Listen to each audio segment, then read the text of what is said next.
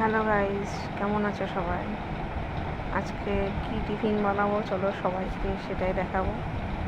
কালকে বাপের বাড়ি থেকে এসেছি, তো আমার কর্তা মশাইয়ের লুচি আর ঘুগনি খেতে ইচ্ছে হয়েছে, তাই আমি আজকে ভেবেছি সকাল সকাল লুচি আর ঘুগনি করে খাওয়াবো।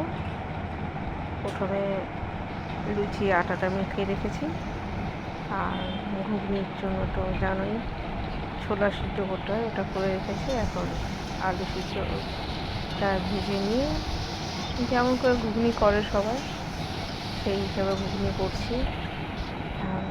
খেয়ে বলবে কর্তা মশাই কেমন হয়েছে খেতে। প্রথমে ঘুগনিটা এর জন্য করেছি কারণ কি ও কাজে গেছে, কাজ থেকে এসে যখন বাড়িতে আসবে তখনই আমি লুচিটা গরম গরম ভেজে দেবো, তাহলে খেতে মজা পাবে। আর দেখো আমার কমপ্লিট ঘুগনি, আটাও মাখা কমপ্লিট। এখন একটু রেস্ট নিই। চলো বাই বাই।